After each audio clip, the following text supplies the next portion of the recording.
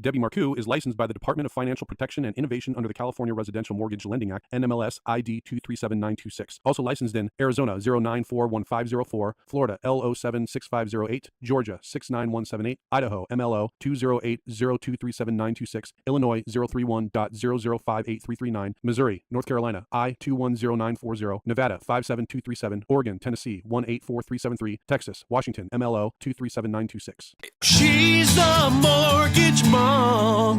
She can get things done when you're in need and don't know where to go. Pick up the phone and call mom.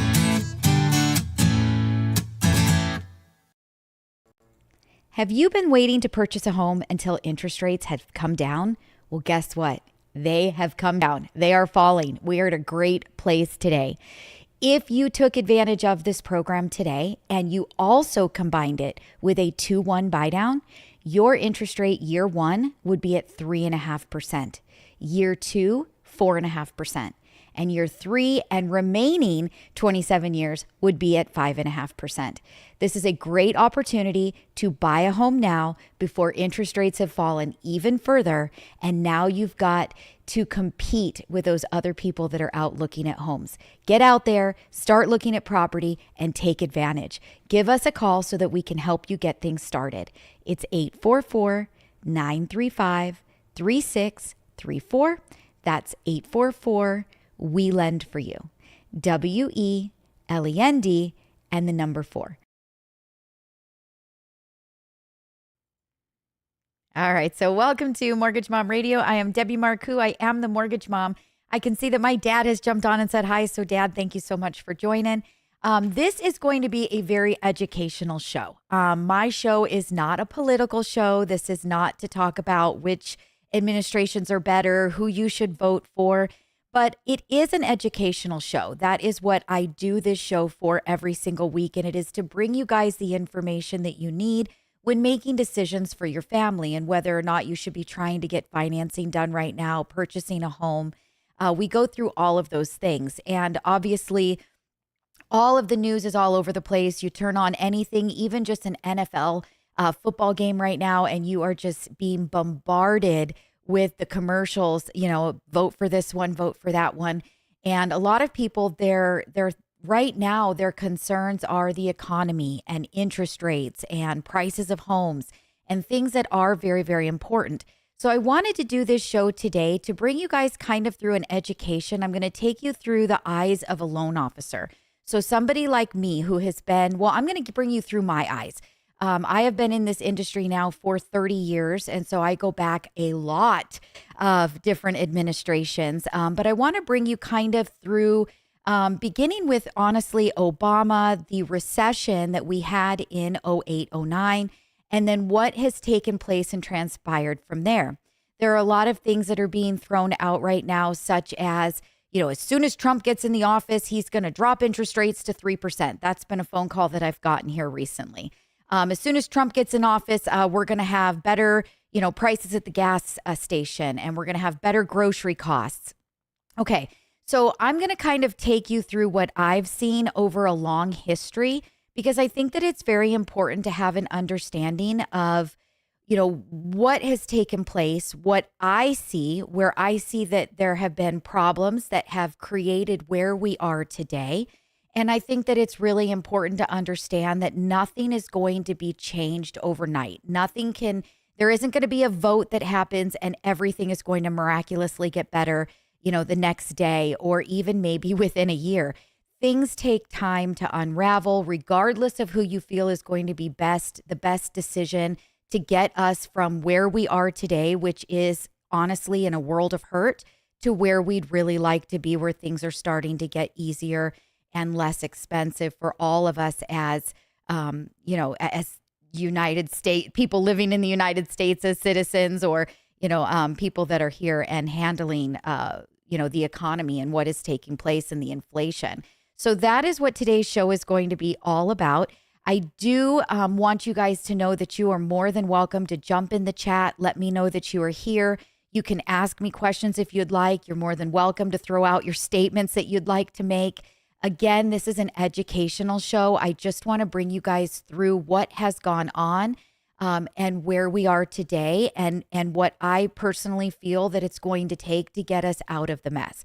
So I think that it's an important show to do. And I want to start all the way back to the recession. That's where we're going to go to. We're not going to go any further back than that because I think that these are the most relevant years and years that a lot of us can remember. Even if you were a millennial or you're Gen Z, you remember your parents going through that recession. It was really tough times. So I do want to talk about that. So basically, let's start there, okay? How did we get there? So in 04, 05, 06, the banks were writing extremely easy loans to get. They were called NINAs, CISAs. Everybody had a different term for them, but they were basically no income, no assets, stated income, stated asset loans. You could walk in and if you had a great credit score, you could get financing. You could possibly get financing without even showing proof of income with zero money down. So just about anybody who had a really good credit score and a heartbeat could get financing. That is what threw us into the recession that we ended up in. The people were purchasing homes that shouldn't have been purchasing homes, that couldn't afford to buy homes. You can go back and you can watch, many different shows, but even, I'm trying to think of what the name of it was. I'm kind of spacing right now, but there's actually a movie about it. And it was actually very, very on target with what took place back in that day. So the economy was being driven by people that were purchasing homes that could not afford those homes. And then as soon as property values started to drop, they couldn't afford the homes. They couldn't keep flipping homes. They were buying homes and they were selling them, not even holding on to that home for a couple of months. And they were walking away with money in their pocket. So they didn't care what kind of financing that they signed up for. They just knew that they were going to sign up for it. They were going to have to come up with a payment or two, and that they were going to turn around and be able to sell the home and walk away with a profit. So that is what truly threw us into this absolute crazy slide of home values started to drop. People couldn't refinance because the homes were upside down in value. And they couldn't sell because the homes were upside down in value. So they couldn't make their payments because they signed up for loans that they couldn't afford. So what ended up happening? Well, people started losing their homes. And as soon as that many foreclosures hit the market, now property values start to drop even more. So we had this massive recession, property values dropping like crazy, and people losing homes and foreclosures all over the place. So in comes Obama, okay? And Obama has walked into an absolute wreckage of an economy. And I'm not going to talk about who created it. It doesn't matter. Let's say that the banks created it. Let's blame the banks, okay? So you've got this massive problem that this guy walks into, and he has got to try to figure out how to pull us out of an absolute disaster.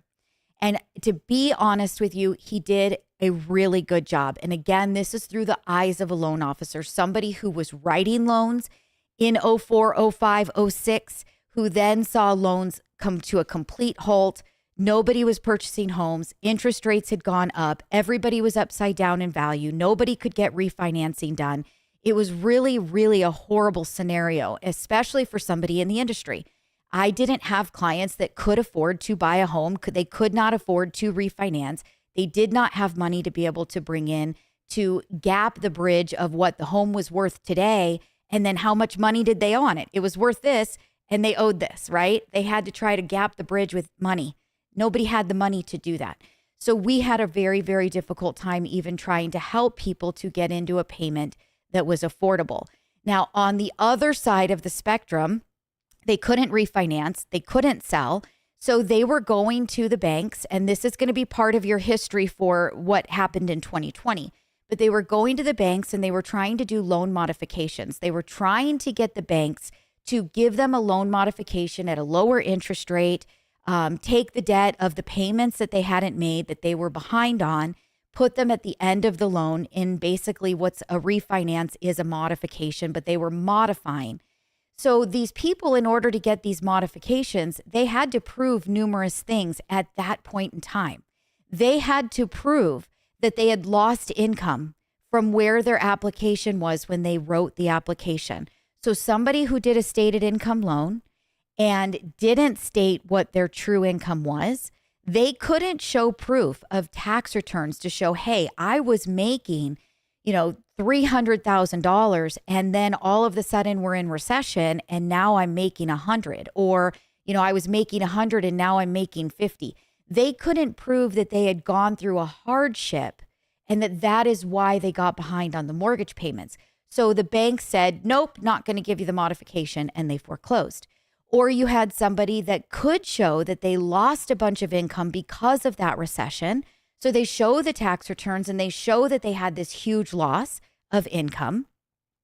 But then they also had to be able to prove to the bank at the same time that if the bank did the modification, that they could then also handle making those new monthly payments that the bank was going to give them. So, okay, yes, we understand that you lost, all of this income and that's what got you behind. But show us your income now today. What are you earning today? Can you afford today to make a new payment if we're willing to modify this loan? Well, many of those people who had lost, more than half of their income because of recession in all different shapes and sizes of, from losing a job to businesses, being cut down into half of what they were earning previously. Whatever their reason was, then if they couldn't show that they were at least making enough money to be able to make a new payment on the mortgage, once again, the bank said no, and they foreclosed on the home.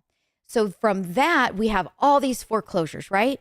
And we also have a lot of people who are now suing the banks because they felt that the property was taken unrightfully. So the banks then ended up in a turmoil of even bigger mess. Okay, so that gets us into 2020 when people started doing modifications. So remember this part of the history. So Obama comes in and he's there and he's trying to pull us out of the recession. Again, I'm not going to talk about policies. I'm not going to talk about things that he did to try to make things better, but I'm going to talk to you about things that happened as a loan officer through his administration. So one of the things that they did, the government came out and worked with Freddie Mac and worked with Fannie Mae on, was to introduce a loan program called a HARP refinance. And it was a home affordability refinance protection is what HARP stood for. So the HARP loan, what that did is it allowed us as loan officers and it allowed consumers, people that had mortgages, to be able to refinance their mortgage without having to get an appraisal done. We could refinance the loan if their interest rate was higher because, again, interest rates had spiked up quite a bit, right? So a lot of people during that time frame that they were doing those stated income, stated asset loans were signing up for adjustable rate mortgages. Many of them were taking 5-year ARMs. That was one of the biggest programs and products at the time. A 5-year ARM, an interest-only payment. And so what happened was at the end of the 5 years, our interest rates spiked because we had started to go into this recession. Banks didn't want to lend. They only wanted to lend to people that they thought were going to be safe paper. And interest rates spiked up quite a bit. So if you were on an adjustable and your interest rate adjusted, all of a sudden that interest rate that you had locked in spiked. It went up 2%, 3%, 4%, depending on how long earlier before that you had locked it in and where the interest rates were when it adjusted. Not only that, but if you had an interest-only payment, you all of a sudden went into a principal and interest. So we had clients that we were seeing whose monthly payments had gone up $2,000 a month, almost doubled the monthly payment that they had signed up for. And so again, that created more hurt and they couldn't refinance and they were upside down in value. So from there, they created this HARP program that allowed you to do a refinance and it didn't matter if your property was upside down. You did not have to get an appraisal done. We did not have to show income. We did not have to show tax returns. We did not have to show, W-2s and pay stubs. So we could take somebody that was upside down who had an interest rate, let's say at 7% or 7.5%, and we could refinance them into a better monthly payment. So interest rates at that point in time in 2009, in 2010, 2011 actually started to come down significantly. They were trying to get the economy moving. And so again, remember that this is going to be part of this history lesson when we get to 2020, 10 years later. So 2010, 2011, HARP refinances are out. People can start refinancing who couldn't before. Interest rates are coming down because they are trying to stimulate and get that economy moving. So we were able to get people that had gone to a 7% rate or a 7.5% rate, 8.75% rate. And I remember seeing these come across my desk. And we were putting them into new interest rates that were in 3.5%, 4%, 4.5%, depending on where their credit score was. And the credit score guidelines were also significantly lower as well for these HARP refinance programs. So HARP really did save the day, and it started to help people save their homes, not have to go into foreclosure, get their monthly payments into a better place that they could hold on to the home. And I give a lot of kudos to the people that did hold on to their properties during that time. It was really, really easy to say, you know what, my property has dropped $100,000 in value. I don't want to hold on to this property. It's doing nothing for me. My payment is higher than what it would be if I just went and I rented somewhere. I'm just going to let this property go. The people that held on to those homes, they did a great job, because when we started to finally go back up in value again, if you look at where home values were in 2010, in 2011, and you look at where home values are today in 2024, they have far exceeded any losses that they had ever taken. So I have said this numerous times in my show. Real estate is for the long haul, you guys. When you get into something, it is so important that you are getting into something that you can afford. You are getting into a monthly payment that you know that you can handle, and you make sure that it is a payment that you will be able to make for the next 5 to 10 years, no matter where the market or the economy goes, because that is what keeps your credit good. That's what keeps you in your home. Property values will drop. They do that. It is cyclical. It is part of the cycle of life. It is part of real estate, but they will always come up and they will go higher than where they were before. So we've got all of these people that are coming out of things. We're getting better, right? So now we're moving into 2014. Things are starting to get better. Home values are going up. Foreclosures are starting to all be sold off. So many, many less foreclosures were on the market. Come 2014, 2015, there were very few that were left. So people that had the opportunity to buy foreclosures between 2010 and 2014 were able to grab steals of properties. So they really did a great investment at the time. Interest rates were down. They were trying to re-stimulate the economy, and they did, and they got it going. So I do want to say that from a loan officer's perspective, what we went through and what was so devastating during Obama's time frame, we actually saw him really, truly start to pull the economy out of wreckage. And again, I'm not talking about other policies. I'm not talking about anything else other than what we saw in real estate prices and what interest rates were and what loan programs were available at the time. Again, a loan officer's perspective through these administrations that we've been through. So now Trump comes in, it's 2016. Economy is back on track. Property values are slowly going up as they should. We want property values to go up in an even keel, right? We want them to slowly, progressively go up over time. That is what we want. We don't want to see this massive, crazy, spike in, property values. You buy something and 3 months later, property values are through the roof. We don't want to see that. That is what puts us into a position of a massive decline, of a crazy implosion. Okay. So we see in 2016, we're getting back on track. Trump is he just comes in at administration and things are doing what they should be doing. They're moving forward as they should be moving forward. Now, towards the end of Trump's term, we're getting into 2020, COVID hits. Okay. So COVID hits and here we are. Everything basically shut down. We didn't know as loan officers, were we going to be able to close loans, where people were going to be able to buy properties. Real estate agents didn't know if they were going to be able to hold open houses, show properties, write contracts. We didn't know if there were going to be notaries who could actually sign documents with people. So in order to stimulate the economy again, because they didn't want to see us go into this massive, crazy upheaval, the Federal Reserve walked in and said, we are going to drop rates to basically zero. And when they did that, that just created this craziness craziness within the market. And if you were trying to purchase a home during that time, you were a real estate agent during that time, you were a loan officer during that time, you saw a crazy, crazy change in the market.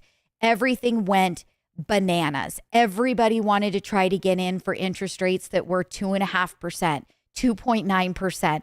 Every person that had a home loan that was until 2020, we were sitting right around 5.875, 6%, 4.75. So from I would say about 2013. So about 2013 to about 2019, 2020, beginning of 2020, before everything went bananas, interest rates were anywhere from 4.75 on average to about 6%, 6.25, depending on what was happening in the economy. So as I've talked about in numerous shows, inflation reports, unemployment reports, retail sales reports, all of those things feed into what goes on with mortgage interest rates. What is the Fed doing? What are they trying to stimulate? Are they dropping? Are they increasing? So really, we stayed very, I mean, if you think about the rates and scale, from 4.75 to about 6.25 is a pretty median range. And we stayed there for a really long time. So 2020 comes, Fed walks in and says, dropping rates to near zero. They got that economy pumping. They got it stimulated. Real estate agents figured it out. They figured out how to show properties. They were having lines that were out the door. They were only letting one person in at a time to see properties, and things were starting to go haywire. They were going bonkers. People were paying more money than what the property was listed for, more money than what the last house sold for. And if you were in the market at the time, you experienced it. So where I feel like we had a massive problem was that the Fed left rates too low for too long. They just left them too low for too long. So things were very stimulated for a lot longer than what was necessary. But as a loan officer, now I'm going to bring you into what was taking place. So again, 2020, Trump is in, Fed comes in, drops the rates. And I want to remind everybody that the Fed is a neutral third party. They have nothing to do with the actual president who is in office. They make the decisions for the Federal Reserve prime rate. They are a third party independent of any other party itself. So they made the choice to drop that interest rate to that point. They made the choice to leave that interest rate as low as they did. So as Trump was exiting office at the end of 2020 and January of 2021, inflation was low. Inflation was very low. Again, I want to remind everybody, though, just like we get reports right now, the only report that you can see, I was trying to Google it this morning for myself, was how are the mortgage defaults going right now? Are we seeing an uptick in mortgage default rates? Are we still doing okay? People making payments on time? It's what I do on the daily, right? I'm always constantly researching where are things at with the economy. The last report that you can find anywhere is March of 2024. Well, we're in October. So we don't really know what took place through June. We don't know what's taken place from June through today, right? The report is not out yet to find that information. So again, inflation was super low. Trump is exiting, and we don't know for a fact that that's exactly where the inflation was because, again, reports are a bit behind. But what we do know is that when he handed it over, inflation was low, interest rates were low. But was that Trump or was that the Federal Reserve? Okay. So again, I'm not saying who you guys should be voting for. I'm not telling you which party was at fault, but this is what I have seen as a loan officer through my eyes. So we're in 2020, he exits. Now we're into our current administration. Now we're into Biden. Okay. And all of a sudden, again, the Fed leaves the rates way too low for way too long, my opinion. So it created this massive, huge inflation because for a very long period of time, anybody that could buy a home was trying to buy a home. They were paying more for the home than, what it was listed for, more than the last sale that closed, because they just wanted to get into a home with a really low interest rate. Then we also saw the current administration come in. And in my opinion, we saw a lot of spending, crazy spending on their part. Now let's back up just a minute. During COVID, we did have an issue where we had everybody getting stimulus. So again, they were trying to make sure that the economy didn't just absolutely crash. So just about everybody who was not in a highest income bracket started getting stimulus checks. Nobody had to apply for these stimulus checks. You just got them. If you had kids, you were getting stimulus checks for having children. You didn't have to apply for it. It just got deposited into your account. Whose fault is that? I don't know. Who makes those decisions? I don't personally know. What I know is what I saw coming through the door, applications and talking with clients. What I also know happened during COVID, and now this is going to go back to the history lesson that I gave you with the banks and getting sued because they didn't give modifications and they didn't help people to not end up in a foreclosure. And they were accused of taking people's homes without having the right to do so. So anybody at all during that 2020 and 2021 that called their bank who had a mortgage and said, I would like a modification. I've lost income due to COVID. They were immediately granted it. Some banks, there were literally banks that were out there, servicers, who gave you a modification, gave you a deferral, a deferment on your loan, and you didn't even have to apply for it. So now we've got low interest rates trying to stimulate. We've got stimulus checks going out to everybody. If you qualified income wise, that didn't mean that you needed it. There were so many people that got stimulus checks that continued to work that didn't need the stimulus.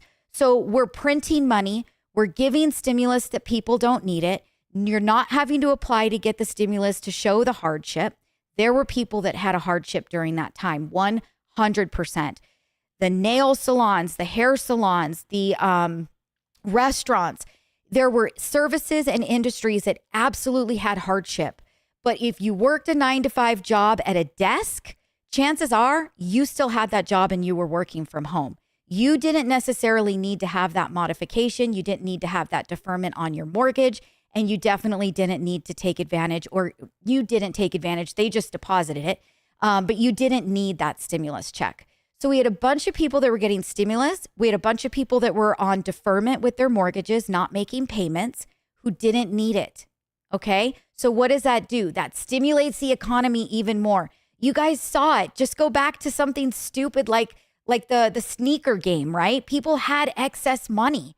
They were spending. If they couldn't buy the shoe that they wanted on release date, they were paying double to get it from somewhere else.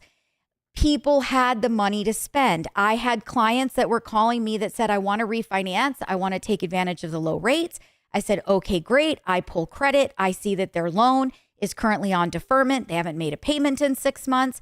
And I'm having to tell them I can't do a refinance for them until they get their loan out of deferment, get it modified for the balance that hasn't been paid, and they have to make at least 6 monthly payments before I can do the refinance application. And as I'm on the phone with these clients, they're talking to me about how they just completely redid their backyard. They just completely gutted and redid their entire kitchen. So people were spending money. The economy was on fire because people had money to spend.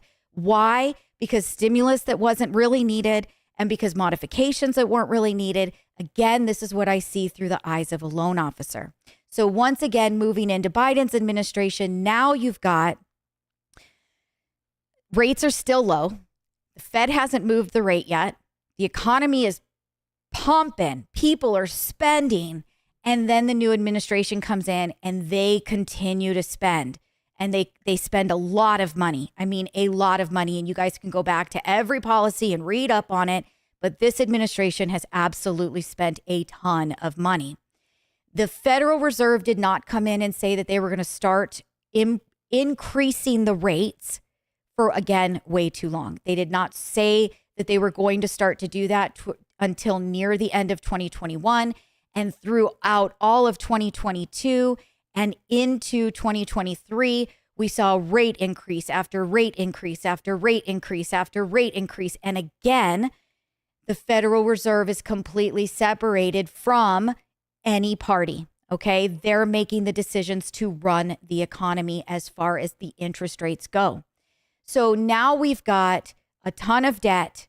We have, we've got a long way to go to turn things over. We've got inflation that is through the roof, which I believe was started by stimulus checks, people modifying loans and spending money and revving up the economy and paying more for homes than what the last one sold for, trying to get into that low interest rate.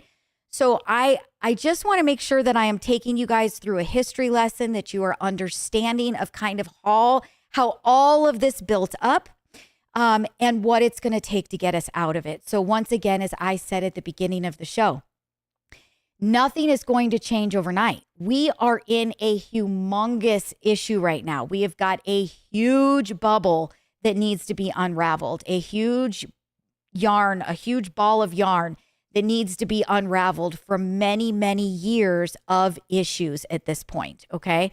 So who you feel is best to vote for, do so. But I want nobody to be under the assumption or the belief that they're going to vote and somebody is going to get into office or somebody is going to stay in office and all of a sudden things are going to change. I've heard people tell me, well, if Trump gets in, they're going to drop interest rates back to 3%. And I said that a little bit earlier in the show. He can't do that. He would have to completely get rid of the Federal Reserve. Yes, he's talked about wanting to do that. He's talked about that being something that he would like to do. At least that's what I see and what I read, and who knows what's true and what isn't. But that's not something that he can just make a decision to do. That is something that would be, a bill that has to be passed, and you have to have legislature vote on it, and it has to be something that makes it through things. That doesn't happen overnight. Nothing happens overnight. And that's all that I'm trying to tell you guys with my history lesson today. No matter who you feel is the best person to put in office for us, no matter who you feel is the right candidate to vote for to get us out of this mess, I just want everybody to be in the understanding that it is something that is going to take time. We have got a huge mess that needs to be unraveled. And it is not going to happen overnight. It's not going to happen in 1 year. It's not going to happen in 2 years. It is going to take probably a full term of office, a full presidential 4 years of office of unraveling to get our economy back in shape. And so I just want to make sure that you guys understand that when, you can talk to somebody who's been pregnant before and they get really, really upset after they have the baby and they don't lose all of their weight immediately. And the doctor says, hey, it took you 9 months to put it on. And I could tell you that it took me 9 months to put it on. It took me 3 years to get it off. Nothing happens overnight, guys. And so I don't want anybody to be under those false pretenses right now. What has happened currently was that we got our first rate cut. We all got really excited about the rate cut. We were told we're going to see rate cuts again in November. We're going to see rate cuts again in December. And now with all of the news and all of the reports that are coming out and inflation coming in a little bit higher than expected, and the jobs report that came out, more jobs were created. That's all pointing towards the fact that they may not cut rates at all come November, even though they told us that they would. If they do cut rates, it's probably not going to be by a half, which is what we've been hoping for. It's probably going to be more like a quarter if we get that rate cut. So what has that done? That has immediately sent interest rates up and through the roof again. So again, we're not where we were a year ago. Interest rates are still far, far better than they were. But we're going to get these dips and valleys, and these dips and valleys are going to continue to happen, for the next couple of years. This is what's going to take place until we get back to some normalcy. So where interest rates were when they made that announcement, and it's been about a month now, I think we've got 2 weeks until we get to our next meeting. So not next Wednesday, but the Wednesday after. Over this past month, we lost everything that we gained. So the day before they made the announcement was the very best interest rates that we've had, with the anticipation of all of the investors and of the market saying that we're going to get these rate cuts. And that was the best day you could have possibly locked an interest rate. And now we've actually lost basically about 0.5% in interest rates. Again, we're not where we were a year ago. We're not 1.5 points higher like we were a year ago, but we've lost what we retained. So what is the lesson of the story? It is very, very difficult to time things. It is very, very difficult to say, well, they're saying that they're going to do this, so I'm going to wait for it. The best thing that you can do for you and for your family is to make decisions based on your timing, not the market's timing. Anybody that thought, hey, I needed to refinance, those numbers sounded really good, I liked what I heard, and then they sat on it and they waited 2 weeks, which happened. We got a whole bunch of phone calls 2 weeks later. Oh, yes, I want to move forward now. And now the interest rate wasn't what we told somebody that it was going to be. Now, the people that waited a month thinking that this coming November, we were going to see another rate cut and rates were just going to keep going down and going down and going down and going down. So the longer that they waited, the better. Interest rates are even higher than they were 2 weeks ago. So you have to make the decisions based on you and your family. Does the refinance make sense? Does it make sense right now? Can I afford the payment? Is it getting me out of the debt that I'm in? Is it helping me to add on to the property because my family is growing and I need to do it? If interest rates fall in the future, which they will, I do think that we are still on a long-term trend of rates will come down. And we can always refinance it again later. If you need to purchase a home, and now is the time for you, make sure no matter what you do, that what you buy, you can afford. Go back to my history lesson that I just gave you. Do not buy something that you can barely afford, that you're going to be scraping by, and that your hope is that interest rates are going to come down to save the day and you'll be able to refinance and make your payment affordable. Make sure if you buy something that you're buying something that you can afford for the long haul. We don't know what is going to come in the future. We don't know if we're going to see a massive drop in value and then you'd be stuck and couldn't sell your home or couldn't refinance like those people were that had bought in 2006 and 7 and 8, right? So just whatever you're doing, the moral of the story is make sure that you're doing things that are for you and your family that you can afford and that make sense. And if it makes sense and you need to do it, pull the trigger. Get it done. We can always drop the rate later when they come down further for a better monthly payment. But you might miss out if interest rates are down and then all of a sudden news like what's gone on, what's taken place that nobody could have foreseen 4 weeks ago happens to actually bring interest rates up even higher. And now you've just lost those savings that you thought you were going to be able to have. So with that, I don't see any comments in my feed. I don't see any questions in my feed. I'm going to run a really quick commercial break. And when I get back, if there's no comments, no questions, no nothing, we're going to wrap up the show. So stay tuned. We'll be right back. Are you in debt? Have you already pulled a home equity line of credit and now those credit cards are charged up again? Don't feel bad. There are many people in your same position. It's been a really rough couple of years, but don't fret. Interest rates are starting to come down and you have the opportunity to do a refinance to get everything rolled up into one new loan payment. Give us a call. Let's take a look. Let's see what you owe. Let's calculate what those interest rates are on all of those balances.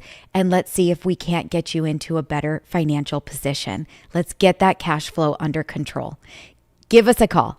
It's 844-935-3634. That's 844 We Lend for You. WE. So I am going to leave it here with you guys. I gave you your history lesson of the day. I hope you enjoyed it. If you have further questions, you want to reach out to me, you want to talk more in detail, my door is always open. You guys are always welcome to call. You're always welcome to email. I absolutely invite you to. I invite you to get, in touch with me, and I would love to absolutely help you. I can see that Michelle says, are you licensed in Arizona? Yes, I am. So I'll do this really quick since Michelle asked. Thank you so much. I am licensed in, I think it's 11 states, and I can see Heather says great information. And since Heather is on, I'm going to let her actually comment to make sure that I don't miss a state. But I am licensed in California, Arizona, Washington, Nevada, Texas, Illinois, Georgia, Tennessee, Florida, Idaho. I feel like I'm missing one. I feel like North Carolina, and there might even be one more. So I feel like I might be missing one. But I do have many states that I can help you in. So if you guys need anything at all in those states, Michelle, if you need my help in Arizona, absolutely would love to help you. And Michelle says, how can a newly graduated college, hold on, I got to move this. I had something in my way of the chat. All right, here we go. How can a newly graduated college, I'm assuming student, qualify to buy if he just started working? So actually, if you go to school and you can show that you have gone to school with your transcripts and whatever you went to school for, it doesn't necessarily have to be an associate or a bachelor's. It could be somebody that went to a trade school to learn the trade that they get into. But if you can show that you went to school for the job that you are doing, your school time, the time that you put in to earn that job, will actually be looked at as your employment history. So we can take that as your 2-year history that you did. And then basically we're going to look at what are you earning today in the job that you're in. And that is what we are going to use to qualify you. So you don't necessarily have to have 2 years of W-2s or 2 years history at the job that you're in, but we do need to show that you've been in school. So that is definitely something that you can do. And he said he does have savings. So savings is great. I mean, obviously that's something that always helps. And Michelle says he is an engineer from Berkeley. So that's awesome. So we're going to show his school transcripts and that he's been there and that now he's got a job in the field that he went to school for. That's going to handle the 2-year job history that is required. And we can look at his income today to figure out what he would qualify for. So he does not have to be at that job for a full 2 years. I've had people that have gone to school for phlebotomy. That doesn't necessarily even take 2 years to get done. And they get their job and they start doing that. And we can use that. We just have to show that you've gone to school for the trade that you are in. So that is absolutely perfect. That's a great question. And again, if any of you guys have questions that you want to ask me and I finish up the show and we don't have the chat going, you guys are always welcome to reach out. My office is always open. You guys can call me. You can email me, however you'd like to get in touch with me. Heather did say great information in that I did hit all of the states. So that's really good. So I'm going to read them to you too. And Heather says Arizona, California, Florida, Georgia, Idaho, Illinois, Nevada, North Carolina, Oregon. I knew I missed one. Oregon, Tennessee, Texas, and Washington. So those are all of the states that you guys, I can personally help you with. My company has more licenses than that. So if it is in a state that I am not personally licensed, I can always get you over to a loan officer as well who works with me, who can help you to get financing where you are located. And Michelle says his FICO is very high. So Michelle, honestly, just have, it sounds like maybe you're talking about your son. Have him reach out. Absolutely happy to help. And we can get him pre-qualified and get him ready to get out there and start looking at homes. So with that, next week, always every single Wednesday at 1:00, you guys, I get on here and I try to bring you something new, something educational, something about all things real estate and mortgage. That's what we talk about. Make sure that you subscribe to the channel. I only send out a text message about once a month. I'm not doing it every single week. I don't want to spam you. I don't want to bother you guys. So make sure that you do subscribe to the channel for YouTube. That's where most of you are watching. If you are watching on Facebook, that's fabulous as well. Just make sure that you follow my page. That way you do get the reminder that I've gone live. But always Wednesday, right between 1 and 1:15, I'm on, and make sure that you guys do subscribe. If you enjoyed the show today, if you liked what I talked about, you felt like it was a great history lesson, please give me a thumbs up. That's very, very helpful for my algorithm. And one more question. Michelle asks, can I buy property without using a realtor? You can always buy property without using a realtor. That's always been allowed. It is not a law that you have to have a real estate agent help you when buying property. It is absolutely helpful to have a real estate agent help you. It's almost like throwing away a free attorney. If an agent can help you and you can negotiate with the seller for the seller to pay that agent's commission, then you didn't pay it out of pocket. And you had that person that was behind you and supporting you and advising you throughout your transaction. But it is not a requirement. You do not have to. You've always been allowed to buy something on your own. People can sell their homes on their own. That's why they've got for sale by owners or FSBOs, some people will call them. It is absolutely never a requirement to use a realtor, but I would absolutely recommend it. I do think that it is something that is very, very valuable and worth every single penny. And especially if you are purchasing, if you can get the seller to pay your real estate agent's commission, then it costs you nothing. And you had all of the information that you needed and all of the help and support. So I'm going to wrap up the show, but I hope you guys enjoyed it. And I hope that you guys all come back again next Wednesday right here on YouTube and Facebook at 1:00. We'll talk to you guys all real soon. Bye-bye. Debbie Marcoux is licensed by the Department of Financial Protection and Innovation under the California Residential Mortgage Lending Act, NMLS ID 237926. Also licensed in Arizona 0941504, Florida L076508, Georgia 69178, Idaho MLO 208023796, Illinois 031.0058339, Missouri, North Carolina I210940, Nevada 57237, Oregon, Tennessee 184373, Texas, Washington MLO 237926. She's a mortgage mom. She can get things done when you're in need and don't know where to go. Pick up the phone and call mom.